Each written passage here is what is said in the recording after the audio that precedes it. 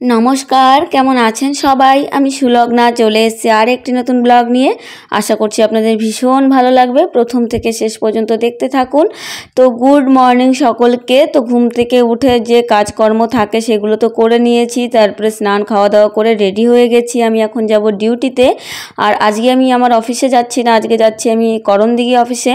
সেখানে কিছু কাজ আছে, মিটিং আছে, প্লাস পুজো চলে এসছে, সেই রোস্টার দিতে হবে। এছাড়াও আমি আগের দিন বলেছিলাম যে আমাদের অক্টোবর মাসের 12 তারিখ থেকে এসএনআইডি প্রোগ্রাম মানে পালস পোলিও শুরু হচ্ছে, তার জন্য মাইক্রো প্ল্যান করে রেখেছিলাম, সেটা সাবমিট করতে যাব।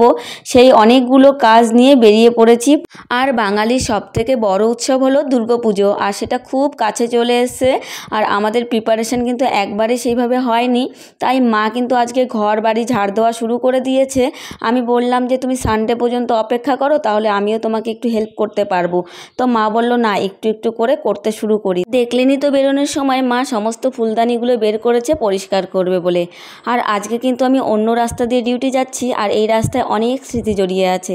এই যে বাঁদিকে যে রাস্তাটা চলে গেল, সেই রাস্তাটা কিন্তু আমার পুরনো এইচডব্লিউসির রাস্তা। আমি এখানে দীর্ঘ 2.5 থেকে 3 বছর পোস্টেড ছিলাম, তারপরে কিন্তু আমি নতুন এইচডব্লিউসিতে জয়েন করেছি। কথা বলতে বলতে কিন্তু আমি পেট্রোল পাম্পে চলে এসেছি, আর এসে একটা দারুণ সারপ্রাইজ পেলাম। কি সারপ্রাইজ বলুন তো? পেট্রোল পাম্পে নাকি পেট্রোলই নেই। আমি যাওয়ার সময় পেট্রোল পাম্পে ঢুকেছিলাম যাতে বাড়ি যাওয়ার সময় লেট না হয় ফেরার সময়, কিন্তু আমি তো লেট হয়েই গেলাম। একরাশ মন খারাপ নিয়ে যখন ফিরছিলাম, তখন এই রাস্তার মাঝখানে এই কাশ ফুলগুলো দেখে আর শরতের এই ঝলমলে আকাশ দেখে আমার মনটা বেশ ভালো হয়ে গেল। খারাপ মনটা কীভাবে যে পরিবর্তন হয়ে গেল আমি বলে বোঝাতে পারবো না। তো আমি তো একটু দাঁড়িয়েও পড়লাম, একটার ফিল নিচ্ছিলাম। যাই হোক, এখন আমি বাস স্ট্যান্ডে চলে এসেছি, গাড়িটা তো রেখে আসছি, এখন বাসের জন্য অপেক্ষা করব। একে তো সকালবেলা বেরিয়েছি যে পেট্রোল ভরে তারপরে যাব অফিসে, না হলে ফেরার সময় রাত হয়ে যাবে। পেট্রোল তো পাইনি, একদিকে তো লেট, আর তার মধ্যে গাড়িটাও এসেছে লেট করে, বেশ আধ ঘন্টা আমাকে ওয়েট করিয়েছে জানেন তো। তো চলুন আগে বাসে উঠে বসি, তারপর আবার আপনাদের সঙ্গে কথা বলছি। বেশিরভাগ দিনই কি হয়, আমি দাঁড়িয়েই যাই, কারণ এখান থেকে তো কাছাকাছি, তো সেরকমভাবে সিট পাই না। কিন্তু আজকে ভাগ্যক্রমে সিটটা পেয়ে গেলাম। মনটা খারাপ ছিল ঠিকই, কিন্তু সিটটা পেয়ে আবার বেশ ভালো হয়ে গেল। এখন কিন্তু বাস স্টার্ট দিয়ে দিয়েছে, বাস চলতে শুরু করেছে। আর এই দেখুন চারিদিকটা কেমন সুন্দর লাগছে। তবে এবার মনে হচ্ছে পুজোতে বৃষ্টি হলেও হতে পারে, জানেন তো, মহালয়ার দিন থেকেই তো বৃষ্টি স্টার্ট হয়ে গেছে, তাই সকলেই কিন্তু ভয়ে ভয়ে আছে। পুজোর দিনগুলোতে কিন্তু বৃষ্টি হলে মনটা বেশ খারাপ লাগে। তবে চাইবো যেন বৃষ্টিটা নাই হয়। আর কলকাতার দিকের অবস্থা তো ভীষণই খারাপ, সেটা আপনারাও দেখেছেন। কিন্তু আমাদের এদিকে অতটা বৃষ্টি না হলেও কিন্তু বৃষ্টি ঝিরিঝিরি মাঝে মধ্যে হচ্ছে। তো আমি নেমে পড়েছি, আর জাস্ট 2 পা ছিল আমার অফিসে পৌঁছানোর, সেখানেই দেখুন মুষলধারায় বৃষ্টি শুরু হয়ে গেছে। বৃষ্টির গল্প করতে করতে বৃষ্টি কিন্তু আর নিজেকে আটকাতে পারেনি, এমন মুষলধারায় বৃষ্টি হচ্ছে যে আমি জাস্ট 2 পা দিলেই কিন্তু অফিসে পৌঁছে যেতাম, অর্ধেক রাস্তায় চলে এসেছিলাম। কিন্তু কি করব, এই বৃষ্টিতে যদি আমি ভিজি আর বাড়ি ফিরতে ফিরতে রাত হবে, ওই ঠান্ডাটা বসে গিয়ে আমাকে আর পুজো দেখতে হবে না। তার জন্য আমি সাইডেই দাঁড়িয়ে পড়েছিলাম। তারপরে বৃষ্টিটা মোটামুটি 15 থেকে 20 মিনিট মুষলধারায় হলো, একটু থেমেছে। এখন আমি অফিসে চলে এসেছি। প্রথমেই চলে এসেছি পুজো রোস্টার জমা করতে, পুজো রোস্টারটা সাবমিট করে দিলাম। আর তারপরে আসলাম কি, আমাদের এসএনআইডি প্রোগ্রামের যে মাইক্রো প্ল্যান জমা দিয়েছিলাম, সেটা বললো আর 1 কপি করে জমা দিতে হবে। এবার না কারেন্টও নেই কোথাও, জানেন তো, কারেন্ট চলে গেছে। তাই আমি ইনভার্টারের খোঁজ করতে করতে 2টো দোকানে গেলাম, কিন্তু কোনো দোকানেই পেলাম না। লাস্টে এই দোকানটায় এলাম যে এখানে ইনভার্টার হলেও থাকতে পারে, কিন্তু এসে দেখি এখানেও ইনভার্টার নেই। তো আমি একটু ওয়েট করে গেলাম 5 মিনিট, দেখি 5 মিনিটের মধ্যে যদি কারেন্ট চলে আসে তাহলে আর কি জেরক্স করে জমা দিয়ে যাব, না হলে আবার একদিন আসতে হবে আমাকে এত দূরে। আর আমাদের বাড়ি থেকে তো ব্লক অনেকটাই দূর। যাই হোক, ভগবান কিন্তু সহায় আছে, কারেন্ট চলে এসছে, আর আমি জেরক্সও করে নিয়েছি। বেশিরভাগ কি হয়, বৃষ্টির দিনে কারেন্ট গেলে খুব তাড়াতাড়ি আসে না। তো এখন আবার আমি যাচ্ছি অফিসে, কারণ হচ্ছে রোস্টারটা জমা দেবো, এসএনআইডি মাইক্রো প্ল্যানটা জমা দেবো। আর এখানে সবাই সবার কাজে ব্যস্ত, কারণ সবাইকেই তো পুজো কাটাতে হবে, সমস্ত কাজগুলো পুজোর আগে কমপ্লিট করতে হবে, কারণ অফিস তো বন্ধ হয়ে যাবে। তো আমি যতগুলো কাজ আর কি প্ল্যান করে এনেছিলাম, সব কাজ কমপ্লিট হলো কি না সেটাও একটু রিচেক করে নিলাম, কারণ পুজোর সময় দায়ীদের স্টেটমেন্টটাও জমা দিয়ে দিলাম যাতে ওরা স্যালারিটা পেয়ে যায়, কারণ পুজোর সময় তো সবারই স্যালারি দরকার, তাই না। সেগুলো কমপ্লিট করে এখন বাড়ি ফিরছিলাম, তখন দেখি দিদিভাই আবার চায়ের দোকানে আছে। তো দিদি বলল দাঁড়া, চা খাবো একসঙ্গে, মাইন্ডটা তাহলে একটু ফ্রেশ হবে। ওই যে সকালে সবাই কিন্তু তাড়াহুড়ো করে না খেয়েই বেরোয়, কারণ সবার সংসারেই ঝামেলা আছে, তারপর আবার তার উপরে তার বাচ্চা আছে, সেই জন্য সেইভাবে কিন্তু কারোরই কোনোভাবেই খাওয়া হয় না ডিউটির চাপ থাকলে। তো এখন ফেরার পথে দিদি বললো চল একটু বিস্কিট আর চা খেয়ে মাইন্ডটাকে ফ্রেশ করি আর একটু গল্প করি। তো কাজের ব্যাপারেও অনেকটা গল্প করছিলাম আর দিদি কিন্তু এখানে বিস্কিট এনে দিয়েছে। আর যেহেতু আমার হাতটা ধোয়া ছিল না তাই আমি পেপার দিয়ে নন টাচ টেকনিকেই খাচ্ছিলাম। আপনারাও চেষ্টা করবেন স্পেশালি বাইরে যখন থাকবেন, কারণ সব থেকে হাতটাই কিন্তু আমাদের বেশি নোংরা থাকে। সেক্ষেত্রে আমরা নন টাচ টেকনিক কীভাবে মেনটেন করতে পারবো সেইভাবে একটু চেষ্টা করে খাবেন। তো আমি পেপারটা মুড়িয়ে মুড়িয়ে খাচ্ছিলাম, তার জন্য আমার হাতটা কিন্তু একদমই বিস্কিটের সাথে লাগেনি। তারপরে হচ্ছে এই দাদা হচ্ছে চা নিয়ে এসেছিলেন, তো একটা চা দিয়ে দিয়েছিলেন দিদিকে আর একটা চায়ের কাপটা ফুটো ছিল তাই আবার একটা নিয়ে আসলো আমাদের জন্য। তো এখন হচ্ছে আমরা চা খাবো, গরম গরম চা আর বিস্কিট। বর্ষার দিনে কিন্তু বেশ ভালো লাগে, তবে এই চাটা যদি মাটির কাপে হতো তাহলে কিন্তু বেশ জমে যেত। আমাদের ডালখোলাতে যে দোকানটা থেকে আমরা চা খাই মাঝে মধ্যে সেখানে কিন্তু মাটির কাপেই দেয়, মানে মাটির কাপের জন্য স্বাদটা মানে আরেকটু মানে 5 গুণ বেড়ে যায়। তো যাই হোক এখন চা খাচ্ছি আর গল্প করছি। দিদিকে বলছিলাম যে দিদি বলছিল পুজোর কেনাকাটা হয়ে গেছে তোর? বললাম টুকটাক হয়েছে, সেভাবে তো তুমিও সময় পাচ্ছ না আমিও সময় পাচ্ছি না। তো দিদি বললো হ্যাঁ এবার তো আমি না পার্লারে গেছি না আমি কেনাকাটা করেছি, সেভাবে কী যে হবে, কি আর পুজো কাটাবো।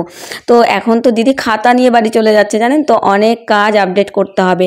তো ওপাশের দোকানে আমাদের এক চেনা বোন ছিল, সে জেরক্স করছিল, তাকে বাই বাই করে দিলাম। আর এখন আমি আর দিদি বাস স্ট্যান্ডে যাচ্ছি, ওখান থেকে বাস ধরবো। দিদি যাবে রায়গঞ্জের দিকে, আমি যাব ডালখোলার দিকে, দুজনে দুদিকে যাব, কিন্তু বাস স্ট্যান্ড পর্যন্ত আমাদের গন্তব্যস্থল এক। তো বাস স্ট্যান্ডে আসার পরে দিদির এক মানে বোনের সাথে দেখা হলো, সে সেখানে কথা বলছিল। তা আমি আর ওয়েট করলাম না, কারণ কি যদি আমি ওয়েট করি তাহলে আবার বর্ষার দিন, বর্ষা নেমে যেতে পারে, তাহলে আমাকে বাড়ি যেতে লেট হয়ে যাবে। আর দিদি তো বাসেই যাবে, বাস থেকে দিদির বাড়ি খুব কাছে, আমাকে তো আবার স্কুটি রাইড করে যেতে হবে। যাই হোক কথা বলতে বলতে কিন্তু আমি ডালখোলা এসে পড়েছি, নেমেও পড়েছি। আর আকাশে দেখতে পাচ্ছেন কিন্তু এখনও মেঘ আছে, তাই ভয় হচ্ছে যে আবার কেননা বৃষ্টি চলে আসে। দেখুন যেখানে স্কুটিটা রেখেছিলাম এক রাশ জল। ও মনে পড়েছে তো, আমি তো সকালবেলা পেট্রোল পাম্পে তেল ভরতে গেছিলাম, তেল তো পাইনি আর গাড়িতে তো তেল নেই। তো আবার কিন্তু আমি পেট্রোল পাম্পে গেছিলাম তেল ভরতে, কিন্তু সেখানে গিয়ে দেখি আবার তেল আসেনি। কয়েকজনের কাছে আমি রাস্তায় জিজ্ঞেস করেছিলাম পেট্রোল পাম্পে কি তেল দিচ্ছে, তো কেউ বলেছিল হ্যাঁ, কেউ বলেছিল খবর জানি না, তার জন্য আমি আবার গেছিলাম, কিন্তু পেট্রোল কিন্তু আমি পাইনি। তারপর কি করেছি জানেন, গাড়ি বন্ধ হয়ে যাবে প্রায়, তারপরে কলেজ মোড়ে এসে একটা দোকান থেকে পেট্রোল ভরলাম। তো কলেজ মোড়ে যখন এসে গেছি তাই ভাবলাম এই রাস্তা দিয়েই বাড়ি যাই, কারণ এই রাস্তার পাশেই কয়েকটা মল আছে। তো আমার একটা স্ক্রাব দরকার ছিল, সেই উদ্দেশ্য করেই আমি মলে ঢুকেছিলাম। তো এখানে দুই ধরনের স্ক্রাব ছিল, একটা হচ্ছে ডি10-এর, একটা ভিটামিন সি সিরাম। তো আমি ভাবলাম যে ডি10টাই নেওয়া মনে আমার জন্য ভালো, কারণ যেহেতু আমি রোদে খুব যাতায়াত করি।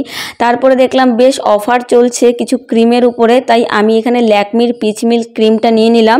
আমি এটা ফার্স্ট টাইম ইউজ করব, ইউজ করার পরেই জানতে পারবো যে কতটা ভালো কতটা খারাপ। ঢুকেছিলাম তো শুধু একটা ওই স্ক্রাব নেওয়ার জন্য, কিন্তু টুকটুক করে বেশ কিছু নিয়ে নিয়েছি। ঘরের জিনিসপত্র কিনতে বেশ ভালোই লাগে, তো টুকটুক করে তো ঘরের জিনিসপত্র অনেকগুলো তুলে নিয়েছি। তারপরে চলে আসলাম নিচে হচ্ছে আমাদের জামা কাপড়ের সেকশানে, সেখানে আমি একটা কুর্তি তুললাম, একটা ওয়ান পিস তুললাম আর একটা নাইট স্যুট তুললাম। এগুলো এখন ট্রায়াল দিয়ে দেখবো কেমন হয়েছে। আর ঘড়িটা দেখতেই দেখি অনেকটা রাত হয়ে গেছে, দেখেই তো বুকের মধ্যে ছ্যাদ করে উঠলো। আর তাড়াহুড়ো করছি, ঠিক ততটাই লেট হচ্ছে। এখানে হচ্ছে এই যে চেঞ্জিং রুমে একজন ঢুকে বসে আছেন, তার জন্য ওয়েট করছি, সেই বেরোলে তারপরে আমি ট্রায়াল দিব। তো এই কুর্তিটা আমি নিয়েছিলাম যে আমার ডিউটির কালারের সাথে অনেকটা ম্যাচ করে, তো পুজোর দিনে এগুলো পরবো। এবার সেটা না মিডিয়াম সাইজ ছিল আর ছিল সব বড় বড়। এবার যেটা পরেছিলাম তার মধ্যে একটা ডিসপুট বেরিয়ে গেছে, আর মিডিয়াম সাইজের আর অ্যাভেলেবেল নেই, তাই আর নেওয়া হলো না। এখন আমি বেরিয়ে পড়েছি, বিলিং করে ঠোরে প্রায় 2000 টাকার চুনো লেগে গেল জানেন তো। একটা 100 টাকার জিনিস নিতে এসে আমার প্রায় 2000 টাকা খরচা হয়ে গেল। আর বেরিয়ে দেখি রাত হয়ে গেছে, একটু ভয় ভয়ও লাগছে। এই ফাঁকা রাস্তা দিয়ে আমি যাচ্ছি, এরপর থেকে আমি আর একদমই লেট করব না। অ্যাকচুয়ালি শপিং মলে ছিলাম তো বুঝতে পারিনি, কারণ ওখানে তো ভীষণ লাইট জ্বলছে। তো এখন মা ফোন করলো যে বাড়ি ফেরার সময় কিছু সবজি নিয়ে আসবি, বাড়িতে একদমই সবজি নেই, কি রান্না করব, বসে আছি আমি। আর যে দোকান থেকে আমি সবজি আনি সেই দোকানটা দেখি বন্ধ হয়ে গেছে, রাত তো অনেক হয়েছে। তাই মাকে আমি ফোন করলাম, যে তুমি রাস্তাতে আসো, রাস্তা থেকে আমার বাজারের ব্যাগটা দিয়ে যাও, আর আমার যা টুকিটাকি ব্যাগ আছে এটা নিয়ে তুমি বাড়ি ফিরে যাও, কারণ একবার বাড়ি ঢুকলে তখন আবার আরও রাত হয়ে যাবে, তখন দোকান আর খোলা পাবো না। তো আমি এই যে বাজারের ব্যাগ নিয়ে এখন ডিরেক্ট যাব বাজারে বাজার করতে, সবজি বাজার, মাছ বাজার, কি পাবো কিনা জানি না, কারণ কি রাত তো অনেকটাই হয়ে গেছে। এসে দেখি বেশ কিছু দোকান কিন্তু প্রায় গোটানোর মুখে মুখে, গুটিয়েও নিয়েছে অনেকে। তো এই দোকানটা খোলা ছিল, তাই ভাবলাম এখান থেকে প্রয়োজনীয় জিনিসপত্র নিয়ে নিই আজকের মতো, চালানোর মতো, তারপরে পরে দেখা যাবে। তো এখান থেকে প্রথমেই নিয়ে নিলাম কুমড়ো, তারপরে এই মাসিমা হচ্ছে আমাকে ডেকে জোর করে শাপলা দিয়ে দিল। আমি নিতে চাইছিলাম না, যে এত বড় শাপলা আমি নিতে পারবো না, বলছে আমি তোকে ভালো করে ভাজ করে দিচ্ছি। তো আমি ভাবলাম উনি একটা মোটাই শাপলা নিয়ে বসে আছে না, তো বলছেন যখন তো নিয়েই নিই, 10 টাকাই তো দাম। তারপরে চলে আসলাম আর এক দোকানে, আর আমি এতটাই টায়ার্ড হয়ে গেছি সকাল থেকে যে আমার সবজি মানে বেছে বেছে নেওয়ার মতো আর শক্তি নেই। আমি কিন্তু সবজি সব সময় বেছে নেই জানেন তো, কারণ না হলে আমার মন খুঁতখুঁতে করে, কিন্তু আজকে আর আমার মানে অবস্থা নেই, তাই বললাম আপনিই বেছে বেছে দিন, একটু ভালো দেখে দেবেন। আর বেগুনে তো জানেন পোকা থাকে প্রচুর পরিমাণে, একটা বেগুনে একটু পোকা বেরোনো মানেই ওই পুরো বেগুনটাই নষ্ট। তাই আমি বলছিলাম বেগুনে যদি আমি পোকা পাই তাহলে কিন্তু পরের দিন আমি আপনাকে ধরবো। তাই দেখে দেখে উনি বেছে বেছে বেশ ভালোই কিন্তু বেগুনটা দিয়েছে। তো আর কি নেবো ভাবছিলাম, তার মধ্যে বললো ভালো মূলো আছে নিয়ে নাও। তো মূলোর তো কিন্তু এখন সিজন না, তবুও মূলো যখন পেয়েছি তাই ভাবলাম নিরামিষ সবজি করে খাওয়া যাবে। এখনও কিন্তু আমি মাছ বাজারে যেতে পাইনি, আসলে মাছ পাবো কিনা তাও জানি না, তাই সবজিটাই বেশি করে নিয়ে নিচ্ছিলাম। মূলো তো নিয়ে নিলাম, তারপরে দেখলাম হচ্ছে এখানে ঢ্যাঁড়স আছে, আর এখন মূলোর দাম কিন্তু 50 টাকা কেজি, যেহেতু নতুন উঠেছে। তারপরে মোটামুটি আমি 500 গ্রাম ঢ্যাঁড়স নিয়ে নিলাম। তারপরে চলে আসলাম আর একটা দোকানে, কারণ ওই দোকানে আলু গুটিয়ে নিয়েছিল।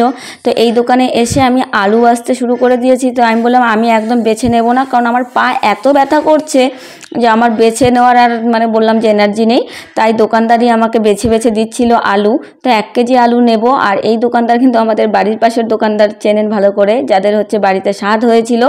তো এখানে আলু নিয়ে নিলাম। এখন যাব মাছ বাজারে, চলুন মাছ বাজারে যাই। তো মাছ কিনতে গিয়ে কি কাণ্ড হয়েছে জানেন, আমি হচ্ছে মাছ বাজারে গেলাম, তখন তো অলরেডি সব মাছ উঠে গেছিলো, শুধু রুই মাছটাই ছিল। তো রুই মাছটা কিনেছি, কেনার পরে দেখছি আমার ব্যাগে পার্সই নেই। আমি পার্স কি করেছি, অ্যাকচুয়ালি যে দোকান থেকে আলু নিয়েছিলাম সেই দোকানে আমি ব্যাগটা রেখে এসেছিলাম, যে এত ভারী ব্যাগ নিয়ে আমি আবার মাছ বাজারে যাব না। আর সেই ব্যাগের ভেতরেই আমার পার্স ছিল। তারপরে আবার দৌড়ে আসি, পার্স নিয়ে গিয়ে মাছ নিয়ে এখন চলে এসেছি বাড়িতে। আর মা ওয়েট করেছিল যে কখন আমি বাজার আনবো, কখন রান্নাবান্না করবে। মা ওদিকে কিন্তু ভাত বসিয়ে দিয়েছে, জানে সকাল থেকে তো সেভাবে খাওয়া জোটেনি কপালে। তো এদিকে কিন্তু মা মাছটা ধুয়ে নিচ্ছে, কারণ মা বললো কি রান্না করব বাবা, আমি তো ভাত বসিয়ে দিয়েছি, সকালের তরকারি আছে, সবজি। তো আমি বললাম এখন আর ঝুটঝামেলা করতে হবে না, সকালের সবজি আছে, তার সঙ্গে মাছ ভাজা করো, তাহলেই হয়ে যাবে, গরম গরম মাছ ভাজা আর সকালের তরকারি দিয়েই আমি খেয়ে নেব। চলুন আজকের মতো ভিডিওটা তাহলে এখানেই শেষ করছি। ভালো লেগে থাকলে লাইক কমেন্ট শেয়ার করবেন। দেখা হচ্ছে নেক্সট ব্লগে। ভালো থাকবেন, সুস্থ থাকবেন, সাবধানে থাকবেন।